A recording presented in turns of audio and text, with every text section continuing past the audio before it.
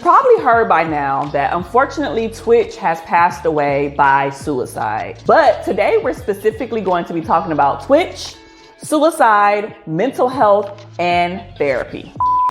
Hey everybody, welcome back to my channel. Today we're going to be talking about something that isn't necessarily the hottest topic, the cutest topic, or even the funnest topic, but it's a topic that we absolutely need to discuss.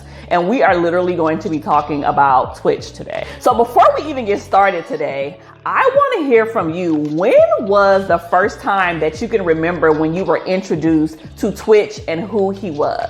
Now, like I mentioned before, this video took me a little bit of time to create because I had to get my own thoughts, feelings, and emotions under control before bringing this to you.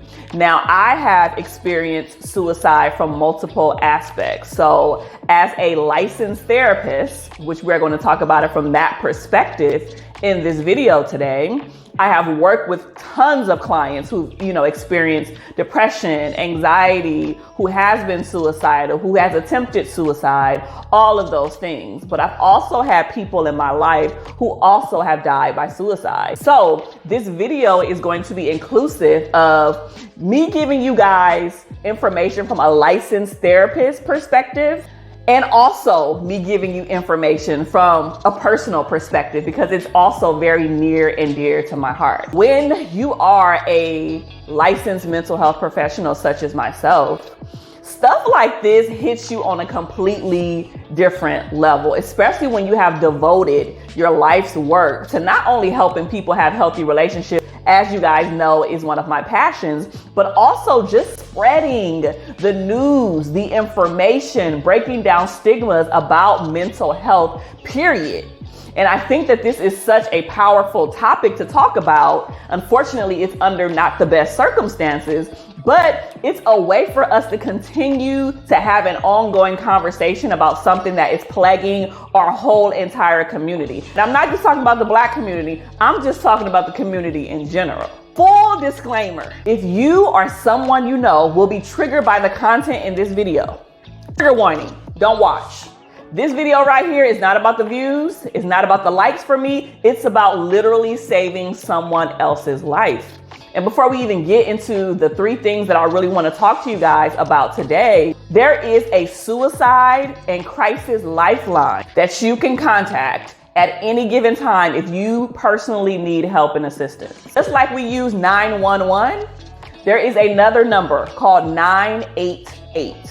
I'm going to say that again. You can call or text 988 if you need some type of assistance regarding suicide and mental health. Again, this is a suicide and crisis lifeline that can literally save a life. So if you're not experiencing this, if you don't know nobody else who is experiencing this right now, put that 988 in your back pocket because you might need it for a later day and time. And it could literally change and save someone else's life. So as most of you guys, I was introduced to Twitch from So You Think You Can Dance. This video isn't necessarily going to be about the ins and outs of the details of his suicide and what happened there, but it's just some other things that I want to shed light on that I just couldn't hold in, and I know that this information was meant to help somebody. After, I got introduced to him from So You Think You Can Dance, I ain't even gonna lie to y'all, I really didn't watch Ellen. Now, I knew he was on there, and I did watch certain clips when certain celebrities or certain interviews were on there, or people who were on there that I wanted to see, I did watch. But outside of that, I really got introduced to him from So You Think You Can Dance, right? And we know he was great at dancing, like top notch, killing it, period. When I heard about his passing, I literally had to get off of social media for like 3 or 4 days. I logged on, seen the picture, and I was like, oh, what's up with Twitch? And then when it said rest in peace, I said, wait. He's not that much older than me. He's only 40, And so when I read about him dying by suicide, my heart broke. My heart literally broke. It broke for his family. It broke for his friends. It broke for his colleagues. It broke for his fans and followers. It broke my heart, but it also triggered me because it reminded me of a time when one of my childhood friends also died by suicide in a very similar way. And I was flooded with all of the emotions, all of the sadness, and all of the things that someone experiences when something like this happens. And so it just reminded me of that process. And even though I didn't know Twitch personally, I know people who knew him. So the 1 to 2 degrees of separation really hit me in a very different way as well. And so we know that Twitch was a loving father. We know that he was a husband. We know that he was also a dancer. We know that he was a son, a brother. We know that he was all of these things. I want to shed some light on 3 things that I think we need to for real talk about in regards to this whole conversation around suicide, mental health, therapy, Black men, and all of the things. The first thing that I want to talk to you guys about, and I always say this, is that mental health issues are disrespectful. And what I mean by that is it does not matter or care about who you are, where you come from, what you have, what you look like, what you don't look like. All of those things do not matter. And I tell you that it is no respecter of person. You could be rich, you can be poor, you can be a celebrity, you can be tall, short, literally come from different religions and backgrounds. It doesn't matter your career, your sexual orientation. None of that stuff matters. Mental health is not just something that you just do for the sake of just doing. Like, this is something that I tell you guys, it has to be managed every single day. And I even wrote my very first book called Staying Sane in an Insane World, a prescription for even better mental health. This small pocket-sized book has literally changed the game. You can literally read this in an hour, and it encompasses what mental health is. How do you know if you are experiencing some symptoms, when to seek help? I mean, all positive coping skills, the different types of clinicians and therapists that are out there to help you. It encompasses so much. And I wrote this book intentionally and on purpose, and I made it small because I knew that people who are experiencing mental health or who don't even know what it is, they just need to get the information quick. They just need to get it quick, fast, and in a hurry. So if you are interested in grabbing that book, this ain't about book sales, y'all. I promise you on that. If you are interested in getting that book for you or someone else, please go to stayingsaneworld.com. Again, if you are interested in purchasing Staying Sane in an Insane World, please go to www.stayingsaneworld.com or click the link in the description. And I also have some other freebies on my website, like a free mental health checklist and a whole bunch of other things that can really help you on this journey. The second thing that I want to talk to you guys about is that I don't think we really understand what suicide is. I don't think we really grasp the concept of what it entails and what people actually go through who experience suicidality. And so while I've never been clinically depressed, and while I have never ever had suicide thoughts, I understand that it is not a game. I was reading some of the comments and people were saying, oh my God, I can't believe he would do something like this so close to Christmas. Oh my gosh, he had 3 kids. He had a wife. He had a mother. He had a career. And I hate to tell you guys this, but none of that stuff matters when you are going through inner turmoil. You don't care about no wife. You don't care about no husband. You don't care about no kids. You don't care about no religion. You don't care about none of that stuff. Now, granted, those are what we call protective factors for some people. Some people might have suicide thoughts and have a plan and want to die by suicide, but they do have a wife, they have kids, they, have faith in God, and those are the things that prevent them from doing that. But for some people, it's not enough. That's not sufficient. And clearly in this case, Twitch was going through something so deep that he felt like there was absolutely no other way to get relief from this inner pain, this emotional pain, and maybe even some external pain than to end my own life. Now, I don't know if that's hitting you guys as deep as it's hitting me right now, but I want you to think about it. Think about it from this perspective. Think about it as there is nobody I can talk to. There is no amount of medication. There is no amount of therapy. There is no music. There's nothing that I can eat. There's nowhere that I can go. There is nothing that I can do on the face of this earth that is going to help eliminate or alleviate the inner pain that I feel. And the only way that I can get relief is to end my life and end it all. Whew. That hits me deeply. And I'm not gonna cry in this video, but the level of hopelessness that you have to have in order to take your own life is one of the most saddest things that I have ever experienced in my life, working with clients and even experiencing that from my own childhood friend who died by suicide. I remember when my friend died by suicide, and that was a time frame where a 30-day window where I had lost like 4 people back to back for different reasons by death.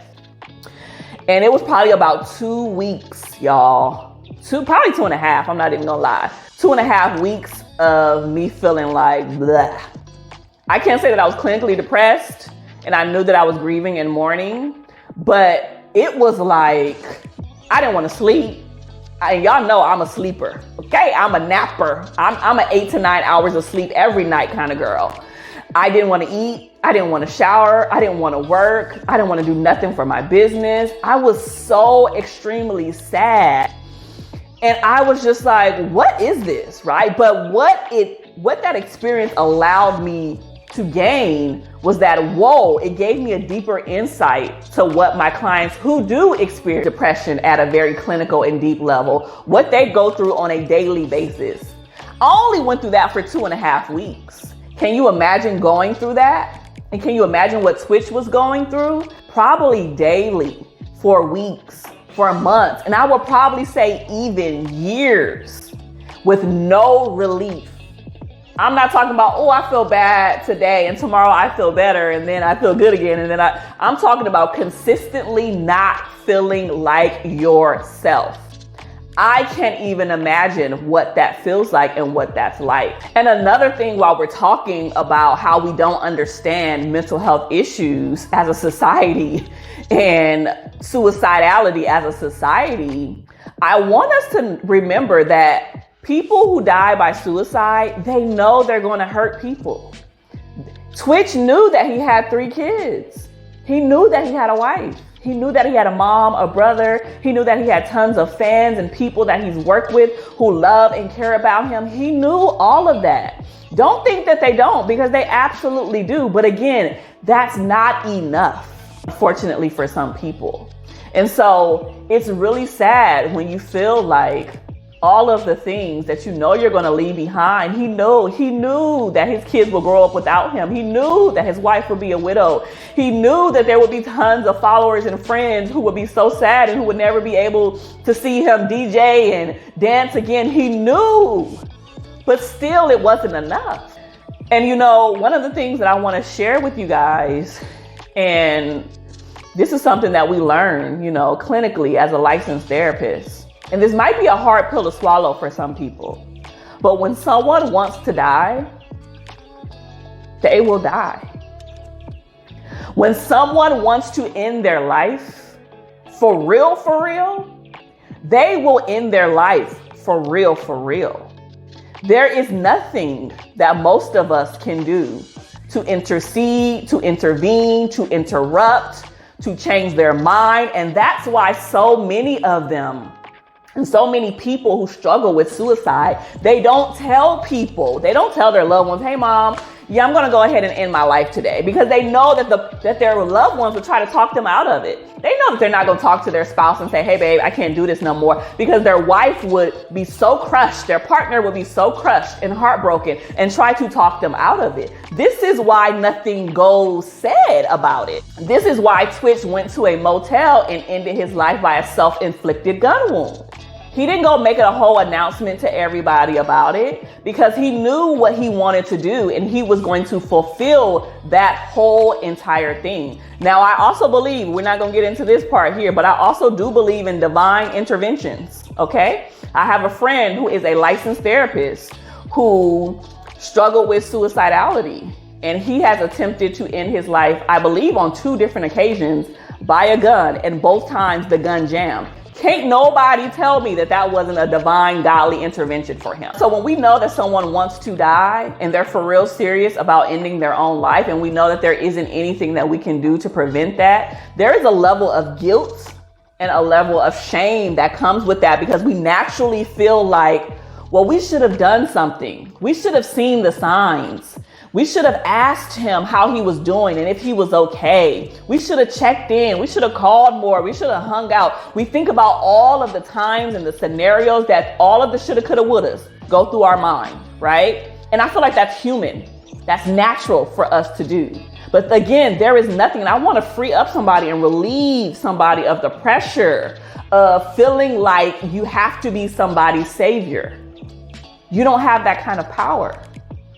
And an interesting part about suicide, because there's different types of suicide, there's different types of instances, there's different people who do different things, right? And there are people who want to die by suicide, but they also just want to get the attention of their loved ones, and it's a cry out for help. For example, if someone wanted to end their life and they took a whole bunch of pills, but they took the pills 5 minutes before they knew that their partner was going to come home and find a way out.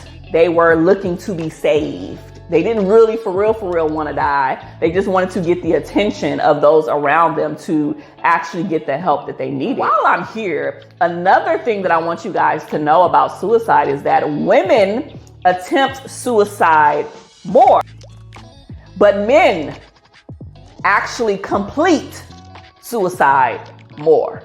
I'm gonna say that again. Women attempt more, but more men actually die by suicide more than women. You're probably like, why is that the case? The case for this is women typically use less lethal methods to attempt to end their own life. Men use more lethal methods. To keep along with the example that I just gave you, women might take some pills, right? And of course you can absolutely die by suicide with pills. It's very different than you taking a gun and ending your life. 9 times out of 10, even though there's exceptions to rules and there have been people who have attempted to die by suicide with a gun and they still are alive, even with that, the chances of you actually completing the suicide is higher. So that's why more men die by suicide, because they use more lethal methods than women do. Third thing that I want to talk to you guys about is that probably within the next week or two, 30 days max, we're gonna go back to our regular lives. I know that that's a hard pill to swallow. I know that we're mourning. I know that we're just like in shock right now, but this happens every single time a celebrity passes away, whether it's by suicide or not. We give it a few weeks, we even give it a few months, tops, but then we forget about it. We go on about our merry little lives like, oh, and then when somebody else dies by suicide, it's a complete shock all over again. And we go through this cycle in our society of mourning somebody, we get over it real quick, and then we act shocked again when the very, very same thing happens to someone else. And I'm tired of it, y'all. I'm so tired of it, because this really shows that our society, our community, our healthcare system, we don't have the necessary things in place to help more people that actually need the help. Now, I'm not gonna get on my soapbox about the healthcare system and why we need a whole bunch of change happening there. But the thing that really bothers me is that even after this, there's going to be still so many of you who never ever go to therapy. There's still going to be so many of you who still don't take care of their mental health. And it blows my mind, because we think that stuff like this can never happen to us. We think, oh, I would never, I don't deal with that. That's for white people. I'm never going to therapy. I'm not telling people about my business. Those are what we call stigmas. Stigmas, those are what keeps us away from getting the help that we need. And especially if you are a person of color, especially if you are Black, especially if you are a Black male, you need to pay more attention than ever to your mental health. our suicide rates are increasing. And that is no joke. That is no game. And that is no coincidence. It's because we do not understand and take care of our mental health like other ethnicities and races do. White people will go to therapy in a minute. Okay, I need for Black people to have that same type of energy. Stop trying to wear that S on your chest and be Superman and Superwoman and bear the brunt of the whole world on your shoulders without relief. It's not healthy. Can we please stop it? Because it's literally killing us. We are not meant to do all things, to be all things, to carry all things, to push through all things without any help or relief from anybody else. I know your grandmama did it, wasn't healthy. I know your mama did it, wasn't healthy. Like, we have to break these cycles and these patterns in our life around mental health. And I really, really hope that it was something that I said in this video that has impacted you to the point where you will take that next step and that next level. If you are looking to find a therapist, I'm going to link the video that I created about finding the right therapist for you. Watch that video, because this can literally change and save someone else's life. So I want to thank you for your time. And I hope something that I said in this video impacted you in a very deep way.